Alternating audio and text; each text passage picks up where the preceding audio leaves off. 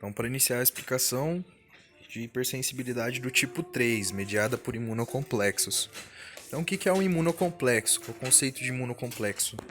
É, um, é uma imunoglobulina ligada a um antígeno, certo? Então, a gente vai ter essas deposições de imunocomplexos nesse tipo de hipersensibilidade. O que acontece quando a gente tem imunocomplexos? A gente tem a geração de inflamação, então a gente vai entender os mecanismos de como se geram inflamações. Os antígenos que produzem os imunocomplexos, eles podem ser exógenos, né, como alguma proteína que se injeta, ou eles podem ser endógenos, quando... E aí, qual que é o conceito do antígeno ser endógeno na hipersensibilidade de tipo 3, formando imunocomplexos? É o anticorpo que é produzido e ele tem como alvo os antígenos das próprias células, certo? Aí a gente vai ter a condição chamada de autoimunidade. A tabela 6.5 vai mostrar pra gente alguns tipos e o mais interessante, talvez os mais interessantes aqui pra gente entender e gravar, vai ser o lúpus eritematoso sistêmico, ou LES, e a gente vai ter o antígeno, que o antígeno implicado na reação lúpica vai ser um antígeno de DNA, um antígeno nuclear. Então, imagina a complexidade aí da gente extirpar essa condição muito difícil. E as manifestações clínico-patológicas vão ser nefrite, lesões cutâneas, artrite e algumas outras. Algumas delas a gente já conhece, né, por convenção. Um outro caso seria a glomerulonefrite pós-streptocócica. Então, os antígenos, os antígenos das células que sofreram aí uma infecção streptocócica, eles vão ser depositados aí na membrana basal glomerular e a gente vai ter o caso de nefrite produzida. Então, para continuar a nossa discussão, a gente vai separar aí as hipersensibilidades produzidas por imunocomplexos em duas classificações, no caso, né? Então, elas podem ser sistêmicas, certo? E elas vão ser representadas por uma vasculite generalizada sistêmica, né?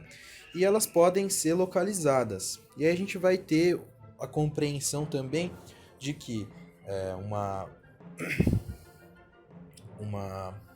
afecção sistêmica ou generalizada, se ela for aguda, ela pode acabar se resolvendo porque o próprio mecanismo de catabolizar os imunocomplexos do nosso organismo vai funcionar. Mas se ela for crônica, a gente vai ter as produções mesmo, as manifestações clínicas crônicas dessas condições. Então, começando por enfermidade sistêmica pelos imunocomplexos, que a gente vai ter a doença do soro aguda, ela é o protótipo de uma doença, né? Ela já não existe, é muito infrequente, e ela era muito frequente quando se fazia soro procedente de cavalos. Então, se inoculava ali algum patógeno, o cavalo produzia imunidade, produzia anticorpos, e a gente pegava esses anticorpos para colocar no humano, e isso produzia aí uma doença. Mas, hoje em dia não se faz mais isso, porém, virou um modelo para a gente entender como acontece a patogenia desse tipo de processo, né? Então, a patogenia ela vai ser dividida em 3 fases: a formação dos complexos, o depósito desses imunocomplexos nos tecidos e a reação inflamatória que ele vai produzir, certo? Então, se a gente observar bem aqui na figura 6.17, a gente tem que um antígeno circulante, que está aqui nessa parte da nossa leitura, o antígeno circulante... vou pegar aqui a ferramenta. Então, o antígeno circulante, ele vai se unir aqui Primeiro, né? Primeiro a gente vai ter... Bom, o antígeno circulante, ele vai se unir aqui às nossas moléculas IgG ou IgM, que são as nossas imunoglobulinas. Deixa eu pausar aqui. Que são as nossas imunoglobulinas. né? Então, esse antígeno aqui ele vai ter contato com células B, e essas células B vão produzir aqui as nossas imunoglobulinas para aquele antígeno em específico, e aí a gente vai ter a produção de um complexo antígeno-anticorpo, né? E qual que é o problema desse complexo? O problema é ele se depositar, começar a se depositar, né? Então ele usualmente vai se depositar nos vasos, né? Aqui a gente tem um endotélio vascular, vai se depositar no endotélio vascular, e a gente vai ter aí a ativação do complemento, né? Então a gente tem aqui, ó, essa molécula triangular que está aqui embaixo, ela é uma molécula do complemento. Então a molécula do complemento vai ser ativada aí por esse imunocomplexo. A gente vai ter o complemento estimulando os neutrófilos ou células de defesa de modo geral, os leucócitos, e a gente vai ter esse leucócito produzindo lesão. Então o que a gente tem? A lesão por si só produzida no endotélio, ela já vai estimular a agregação plaquetária, né? Além disso, a gente vai ter aí uma alta atividade dos nossos leucócitos, produzindo aqui várias moléculas, várias enzimas lisossômicas, várias moléculas lisossômicas, liberando ali para o estado, para a posição da lesão, e a gente vai ter uma lesão vascular, uma inflamação vascular mesmo, que a gente vai chamar de vasculite, certo? Então aqui esse é o mecanismo da nossa lesão produzida aí, nossa lesão sistêmica produzida por imunocomplexos. Como se formam os imunocomplexos?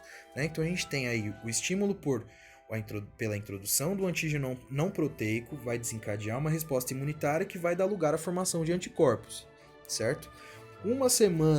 Tipicamente depois de uma semana da injeção dessa proteína, desse antígeno não proteico. Esses anticorpos vão secretar o sangue e eles vão reacionar com o antígeno, certo? Se a gente ainda tiver presença do antígeno, a gente vai ter formação de complexos antígeno-anticorpo. Como é que eles se depositam nos tecidos de modo geral? Então, de maneira geral, os complexos de tamanho médio e com ligeiro excesso de produção, né, eles são mais patogênicos. E aí o que a gente vai ter? Que os órgãos que filtram o sangue a altas pressões, por exemplo, a urina ou o líquido sinovial, né, as articulações, eles são as localizações de preferência por estarem sendo filtrados a maiores pressões, né? Porque ali o equilíbrio ele é mais sensível. Então, se a gente tiver um desequilíbrio ali, qualquer desequilíbrio a gente já vai ter a saída aí de alguns desses imunocomplexos. A gente vai ter a deposição deles nessas posições. E é aí onde eles preferem se posicionar, né? Onde eles vão se posicionar com mais frequência. Então vão ser nos glomérulos e nas articulações. É por isso que a gente vê a glomerulonefrite ser tão citada nesse tipo de reação e também a artrite, né? Seguindo para lesão, como é que ele produz lesão então? Então vai ser uma reação inflamatória aguda, né? Por meio dos leucócitos, foram atraídos ali a partir da ativação do sistema de complemento, certo? Então a gente tem ali os mecanismos de inflamação bem gerais produzidos e reações de inflamação sistêmica. Então, febre, urticária, as dores articulares, né, dependendo da posição em que eles foram depositados, aumento do tamanho dos gânglios linfáticos pela alta atividade dos linfócitos, maior produção de linfócitos, ação autócrina, né, desses linfócitos, fazendo com que eles se proliferem e se diferenciem ainda mais, e proteinúria nos casos em que a gente teve esse depósito nos glomérulos, certo? Quais são os mecanismos? Aí os mecanismos da inflamação, né? Ela resulta, no caso da sistêmica, ela vai resultar em vasculite, e no caso das posicionadas, né? No caso das específicas, de tecidos específicos, a gente tem aí mais marcadamente a glomerulonefrite, né, nos glomérulos renais, e a artrite nas cápsulas sinoviais. E aí uma outra percepção interessante é de que os anticorpos fixadores do complemento, né, o IgG e o IgM, que ativam o complemento pela via clássica, se unem aí os receptores de FC dos leucócitos, né, para a gente ter essa reação inflamatória. E aí a participação do complemento vai se confirmar pela observação da diminuição de C3 no sangue, certo? Se a gente tiver uma diminuição da concentração sérica de C3 no sangue, a gente vai entender que o sistema de complemento está sendo muito ativado por aí e ele está produzindo reação inflamatória, né? Ou está mediando aí a reação inflamatória. Então, dessa maneira, observando dessa maneira, dá para a gente entender, né, para analisar os níveis de atividade da doença observando a concentração sérica de C3. Vamos para a morfologia desse tipo de lesão, né? Então, o que a gente vai ter? A lesão foi na parede vascular, então a gente vai ter necrose da parede vascular e uma intensa infiltração de neutrófilos, certo? E aí, no fim das contas, né, com todas as ações colagenasas e elastasas dos neutrófilos, enzimas lisossômicas, a gente vai ter ali uma deposição eosinofílica, né, que é encontrada e que escurece ao detalhe celular subjacente, que a gente vai chamar de necrose fibrinoide. Ela não é exatamente fibrina, né, senão seria necrose fibrótica, mas a gente vai ter essa necrose fibrinoide dado a aparência de deposição de fibras que a gente tem. Então, como que ela está se mostrando aqui esse tipo de necrose para a gente?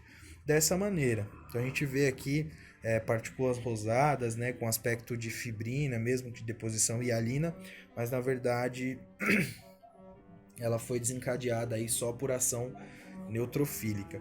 E no rim, por microscopia de imunofluorescência, a gente consegue identificar ali os depósitos grumosos glanulares de imunoglobulinas. Dá para identificar as imunoglobulinas depositadas, certo?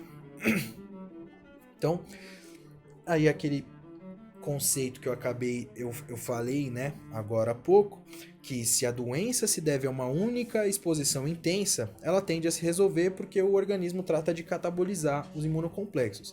Mas se é uma forma crônica de doença do soro, se é uma forma crônica de apresentação desse antígeno aí e desse anticorpo sendo produzido, ou pela exposição então repetida ou prolongada a um certo antígeno, a gente vai ter uma forma crônica da doença. E é o que vai ocorrer em várias doenças, como o lúpus eritematoso. Por quê? Porque a gente vai ter respostas humorais frente aos tecidos normais, frente a autoantígenos, certo? Então, essa reação vai continuar acontecendo aí, a não ser que a gente intervenha de alguma maneira. E nessa categoria aí também vão se incluir glomerulonefrites, glomerulonefrites membranosa e muitos casos de poliarterites nodosa e outras vasculites. A enfermidade local por imunocomplexos, reação de Arthus. E a gente tem que a reação de Arthus é uma observável na pele, né, mais comumente na pele, é uma vasculite aguda que afeta a pele. E a gente tem ali aquela produção avermelhada da pele, talvez papulomatosa, mas ela é local e ela é usualmente identificada na pele, certo?